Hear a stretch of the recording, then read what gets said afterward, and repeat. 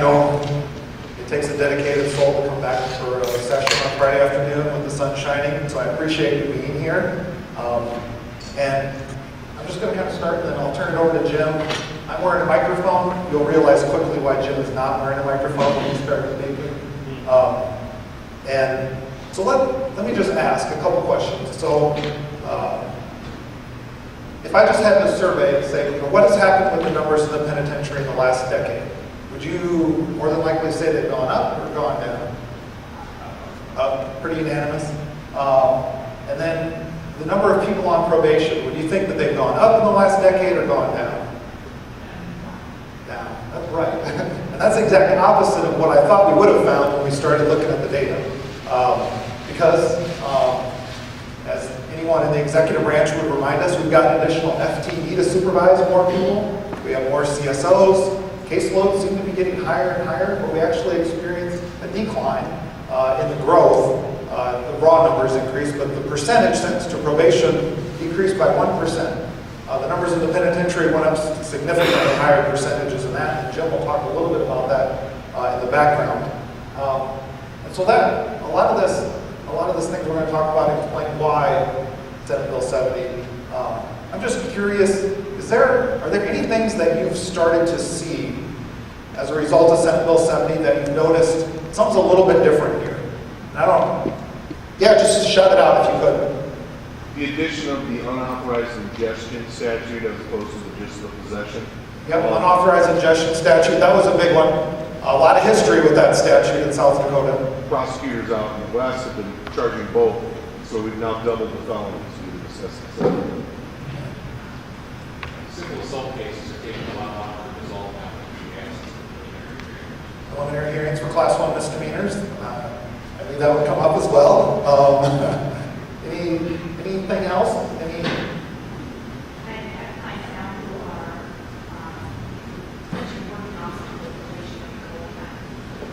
There are discharge credits. Okay. We're going to talk more about all of those topics, so I just wanted to kind of get you thinking a little bit about how things have changed. A lot of the things that we're going to talk about are very much in the infancy, particularly the ones on the probation side. We really just started with a number of these things in January. But at this point, I'm going to turn it over to Jim, and he's going to just kind of go through some of the background, some of the things, how we got to where we are, and then we'll talk about where we are, and maybe visit a little bit about whatever you want to talk about. Well, they didn't give us a big enough room, so I'm going to come down here with you guys if that's all right. I don't know what it is, but it looks like a television up there. And so while I'm talking, I'm going to ask them to play the Final Four championship game so you have something entertaining to watch. Thanks for coming. I understand it's Friday afternoon after lunch, and when I saw that that's where Greg, one of the co-chairs of the CLE committee, booked us in, I said, wow, excellent, good timing. Thank you, Greg. We compete a lot in peer, being the executive branch and the judicial branch, and so I figured this was really on purpose that he would. It's really not a competition. Only when it comes to the budget. Right? Yeah. Well, thanks. I know many of you, and it's really it's a pleasure to be here. I know this is a very specialized topic, and for you to take the time on Friday afternoon when it's 70 degrees in South Dakota, which is fairly unusual, it's much appreciated. In 1976, there were 13 women incarcerated in the State Department of Corrections system. They didn't even reside in South Dakota. We had a contract with Nebraska, and we housed those 13 women in Nebraska. Now we have a state prison for women in Pierre that is busting at the seams. It was busting at the seams in the fall of 2011 when Secretary Denny Kaming sat down in my office and started to explain to me where we were at with population. We were at about 460. Capacity there is about 498, and that's if we rent some beds around the state, like we often do for different purposes. When people maybe reside or came from another community, maybe we put them back in that community to work at a local jail and do work release so they can be closer to family, more options for jobs. But we had that conversation in the fall of 11, and I asked him, I said, well, he was brand new to the job, I was brand new to the job, we'd just been in the governor's office probably about 9 months at that time, and I said, well, you should probably go back to your staff and find out what the expansion plans are, or find out what the plan is to build another women's prison. Where would that be? How big would it be? What level of offenders would we put in there? He went back to his staff and he came back and said, we don't have any plans. Remember, he was brand new to the job, so I'm not blaming him. We don't have any plans. We don't have any expansion plans. Obviously, it's going to take a couple of years to get the money appropriated through the legislative process, maybe a year to build it, probably a year to draw the plans. As we started to look at that, we also started to look at the men's population. We realized, wow, in a few years, we're going to need a new men's prison as well. We have men's prisons all over the state. They're for different levels of offender. Many of you are more familiar with them than I. Some of you have actually served some time in those facilities. A few of you that I noticed. But as we started to look at that, we realized our population is growing exceptionally and exceedingly fast. The budget tripled in the last 20 years, okay? So, I mean, just think about some organization that you're trying to run, whether that's your law firm or your local school or whatever it is. In the last 20 years, as we started to look at this, we realized the budget had gone from about 30 million to over 100 million. And as we began to talk about that in the governor's office, we began to realize, okay, well, in 20 years from now, if that continues, we're not going to have any money for economic development. We're going to have less money for education. And we're going to have a population of, say, 4,500 prisoners instead of 3,600 as we were looking at here. You can see this was our growth chart. I'm not really sure what led to the dips. I'm told that in the late 80s there might have been a governor that let some folks out.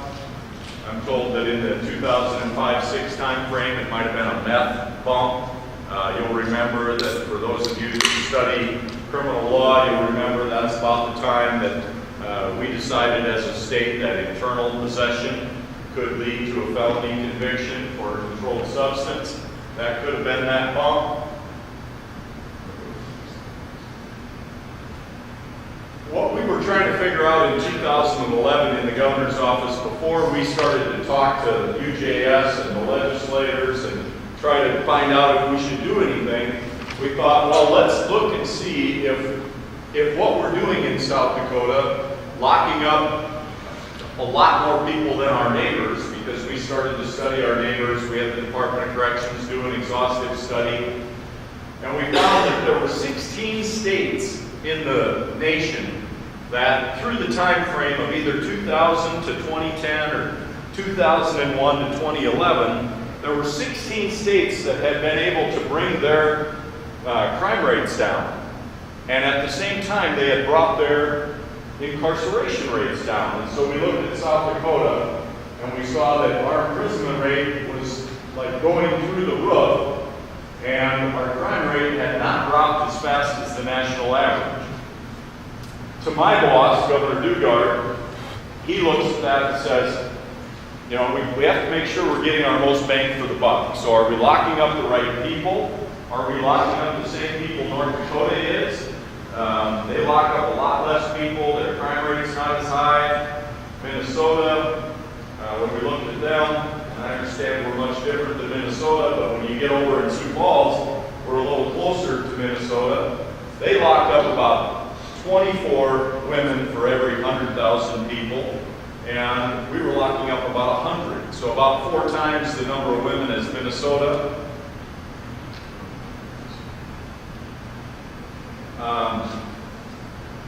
You'll notice, normally when you do a PowerPoint, it's click, right? But we're rolling through this because this is on our website, PSIA, Public Safety Improvement Act. There it is. Public Safety Improvement Act.sd.gov. This is really, Greg should get all the credit for this. This was his idea. And we did this so that we had a central place where legislators and government officials and media can go and try and figure out what's going on with this. Because while we did this in here, many of you were instrumental in it. Some of you were helping and some of you were pushing and some of you were just guiding. But you can see down the left-hand side, and I wanted to introduce this, about a third of the way down it says implementation progress. Almost every month there's a new table that goes up that walks through every single policy. It's about 25 to 30 policies in all, depending on what you count as a policy. Many of the areas are still under implementation, and we're going to walk through a few of those without trying to kill you, okay? This gets to be very wonky stuff that researchers just love, but guys like me who try to live at the 30,000 to 50,000 foot level, we get blind and our eyes glaze over, especially after you've had a Whopper and fries at Burger King for lunch.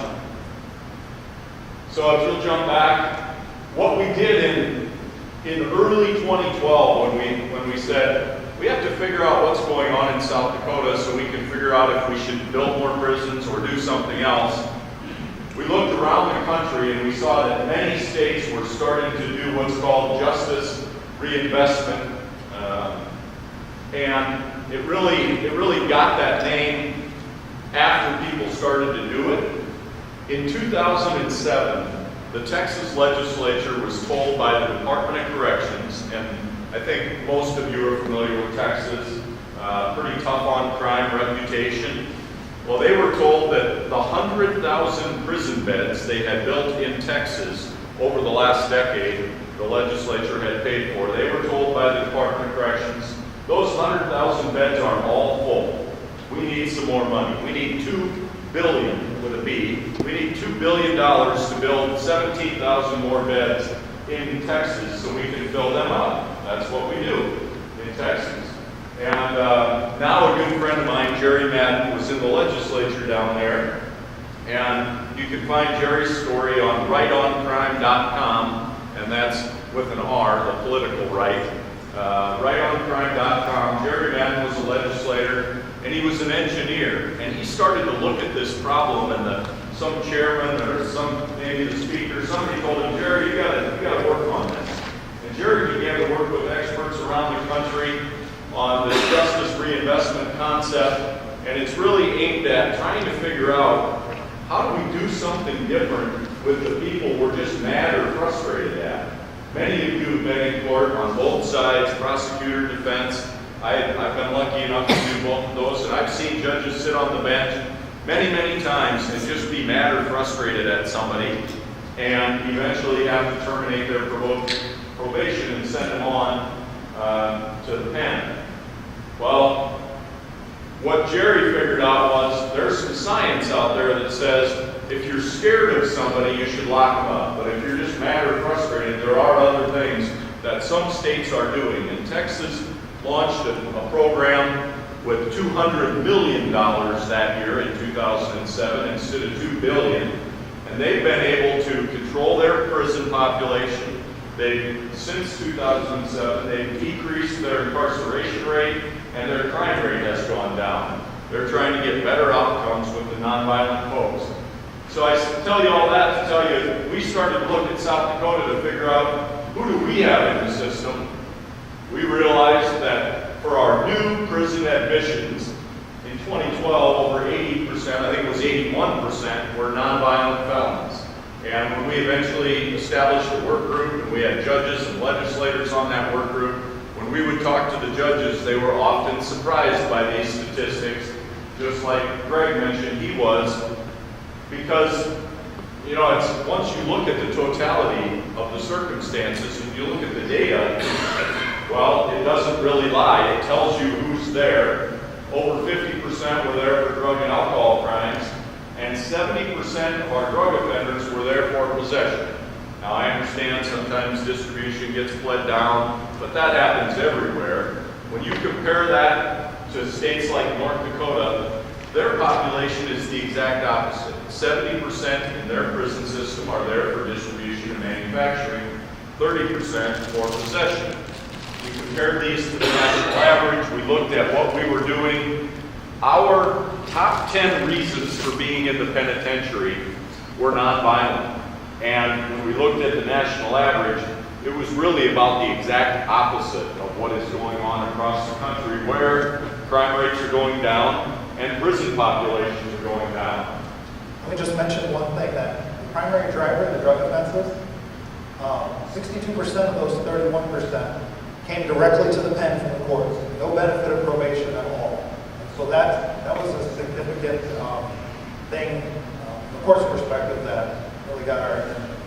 And I won't mention any names, but we were in the work group one day 2 years ago, and a particular judge was looking at the data, and we were going circuit by circuit by circuit, and we got to his circuit, and the number was astonishing. It was like 50 or 60% of the people in that jurisdiction went to prison on their first controlled substance offense without probation.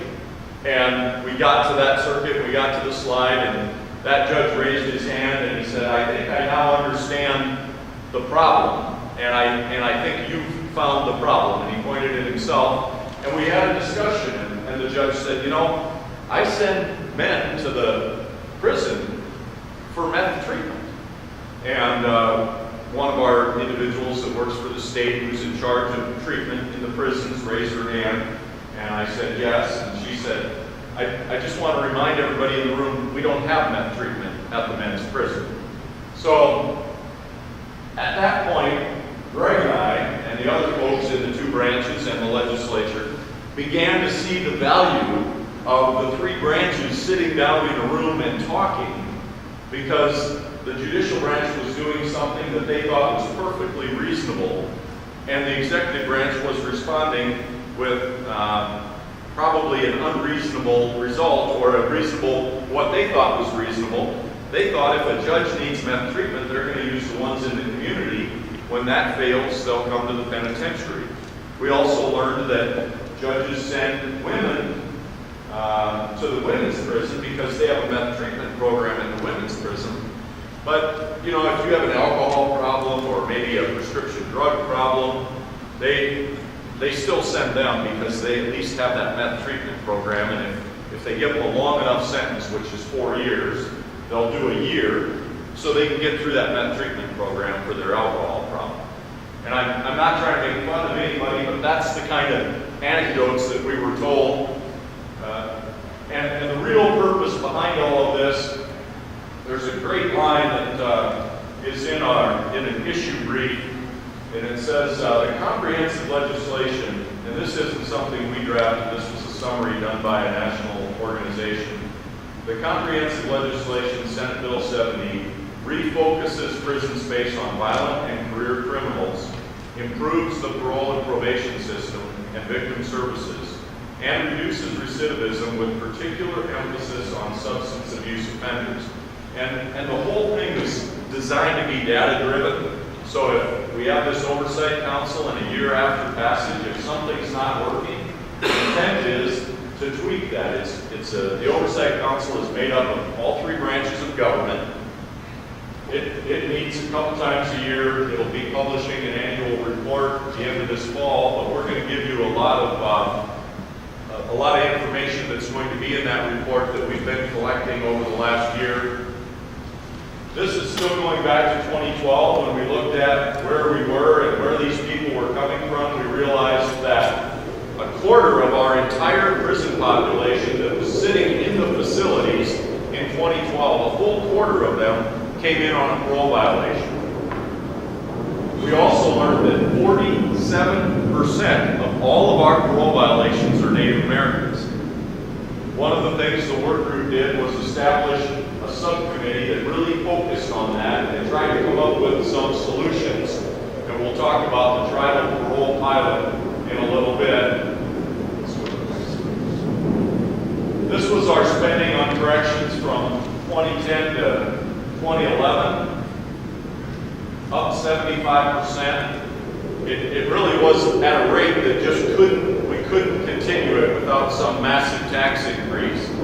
So the goal was to try and find something else to do with individuals that were mad or frustrated with, as was going on around the rest of the country.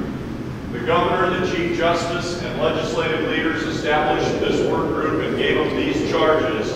The goals to improve public safety, hold offenders more accountable than we were at that time, and try to reduce correction spending, or as my boss says, at least hold the line on it and save the beds that we already had built for the most violent career chronic criminals. We did try to address the things on the bottom, and I expect that it's obvious to this group why we didn't try to do that. I'm guessing we'd still be in those rooms, and by now we'd all be bloody. So we avoided those topics, which really came in handy when somebody tried to bring one up and say, oh, remember, we can't talk about that. This is how we began in the spring of 2012. We went across the state, met with many of you, met with all kinds of different groups, prison officials, parole, probation, tribal officials, prosecutors, sheriffs, to try and figure out what's the status of our criminal justice system. What are we doing? If somebody's on probation and they violate probation, do we have a swift and certain sanction that is done immediately? Well, I had just come from private practice, and before that I was a prosecutor, and Joe helped teach me this and knows this better than I, but when I was a prosecutor, one of the things that really frustrated me was if Greg smoked something that he wasn't supposed to on probation in January, if he had a good defense attorney, it might be September before I got my claws in him and we actually had the new dispositional hearing and the judge might revoke his probation and send him to prison. You know, there's a number of hearings and a number of steps you can go through to drag that out. Well, if the science shows swift and certain sanctions are an evidence-based practice, and that's how you change behavior, we seem to be operating the exact opposite. And that's one of the things we heard, just an example, when we were out on the road doing stakeholder meetings. Many other anecdotes and stories were shared. We're going to talk about ways that the policy, hopefully, is going to improve probation and parole with swift and certain sanctions. So if Greg violates probation and comes in, there's an immediate sanction, and he knows what it's going to be. And if he's forgotten, he can look on the chart with his probation officer. He can see that sanction. We'll talk about the hope courts in a little while, and that's a Hawaii opportunity, probation with enforcement. But I'll just give you a little tease. There's a judge in Hawaii that has 2,000 high-risk meth addicts in this type of probation where they have to call in every morning and find out if their color is up. And if their color's up, they have to go in and pee in a cup. And there's a swift and certain sanction.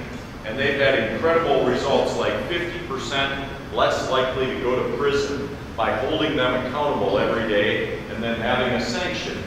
If you mess up on his probation, you don't just get ushered off to probation. You go to, or off the penitentiary, you go to jail, maybe for 15 days. If you fail to show up, you might get 30 days. If you show up and you're hot, you're going to get some jail time, but it's immediate. It's not a 6-month process, and you come back into the program. And if you fail that 2 or 3 times, Judge Olm puts you in treatment, not in prison. Eventually, he has to send a few, but his numbers are like 3 to 5% that he eventually sends to prison. And he's had just incredible results. I'll just mention real quickly, those stakeholder meetings, Jim originally called them listening sessions, but having listened to Jim for a while, they really didn't stick at listening sessions very long. But I would say it was remarkable. All the things that were adopted eventually were things that the people on the ground, probation officers, parole agents, defense attorneys, state's attorneys, were things that everyone identified were problems with the system. And so those were very beneficial. It was one of the, several of the most interesting meetings that I've sat through in a long time. I'll try to run through these areas quickly, and then we're going to try to dive into some real specifics. But once the work group poured through the data, poured through who was in the system, why were they in the system, what are they doing in the system, are they getting treatment or not getting treatment, they began to look at reforms that were going on around the rest of the nation and try and figure out if there were some reforms that would fit in South Dakota. There were some things that just didn't work in South Dakota because a lot of states have county level probation, not a centralized state probation like we have. There's some states that have parole probation in the same agency. Obviously we don't, we have it in 2 different agencies. And before this, I would say our branches, the executive and legislative branch, I'd say they worked together, they talked occasionally. You see it on the ground, you see the parole agents and the court service officers working together, maybe with a particular individual. But this was really the first time in a long time that we had this 3-branch collaboration. They took all that information, looked at the policies, and put the policies into these 3 areas on the left. The description of those, each of those are on the right. We'll look at a few of the specifics